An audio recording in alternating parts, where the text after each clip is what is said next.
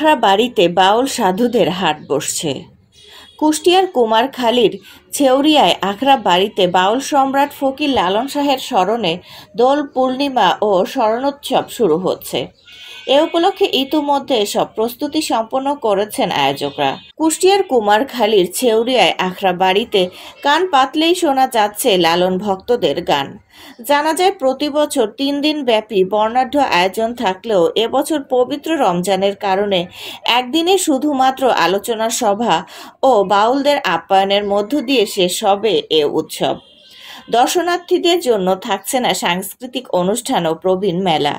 সাংস্কৃতিক বিষয়ক মন্ত্রণালয় ও জেলা প্রশাসনের সহযোগিতায় লালন একাডেমির আয়োজনে দর্শনার্থীদের জন্য কোনো উৎসব না থাকলেও সাধু সঙ্গ চলবে প্রচলিত রীতি অনুযায়ী।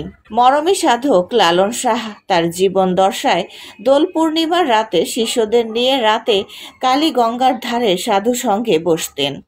তারই ধারাবাহিকতায় লালন শাহের তিরোধানের পর প্রতি বছর ফাল্গুন মাসের শেষ দিকে লালনের আখড়া বাড়িতে দোল পূর্ণিমা বা স্মরণোৎসব উদযাপন করা হয়।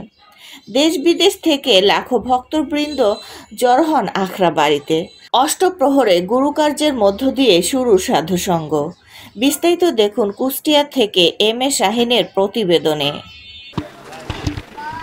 আইন শৃঙ্খলা রক্ষার জন্য এখানে আগত অতিথিদের যেন আইন শৃঙ্খলা সম্পর্কিত কোনো সমস্যা পোহাতে না হয়, আমাদের পুলিশ বাহিনীর পক্ষ থেকে ন্যূনতম 150 জন ফোর্স এবং আনসার সদস্য, সেনাবাহিনীর টহল টিম, র্যাবের টহল টিম আমরা নিয়োজিত করেছি। ওনারা এখানে সার্বক্ষণিক ডিউটিতে থাকবেন। পাশাপাশি আমাদের গোয়েন্দা সংস্থাও কাজ করছে। এই প্রিমিসের অর্থাৎ এই চত্বরের এবং আমাদের পাশের যে সকল এলাকা আছে সেগুলি যেন আমরা নজরদারি করতে পারি, সেজন্য আমাদের সিসিটিভি ক্যামেরা স্থাপন করা হয়েছে এবং এই চত্বরের প্রবেশদ্বারে আমরা 2টি আর্চওয়ে স্থাপন করব। পাশাপাশি আমাদের আশেপাশে যেন মাদক এবং অন্যান্য কিশোর গ্যাংয়ের কোনো উপদ্রব না হয় সেজন্য আমাদের টহল অব্যাহত থাকবে দিনে এবং রাত। ফায়ার সার্ভিসের ক্ষেত্রেও তাই, আমাদের ফায়ার সার্ভিসের পক্ষ থেকে যতটুকু প্রস্তুতি প্রয়োজন সর্বোত্তম প্রস্তুতি নেওয়া হয়েছে। পাশাপাশি তাদের ফায়ার এক্সটিংগুইশার সহ পানির ব্যবস্থা সহ অন্যান্য যে সকল ব্যবস্থা নেওয়া প্রয়োজন তা ওনারা প্রস্তুত আছেন।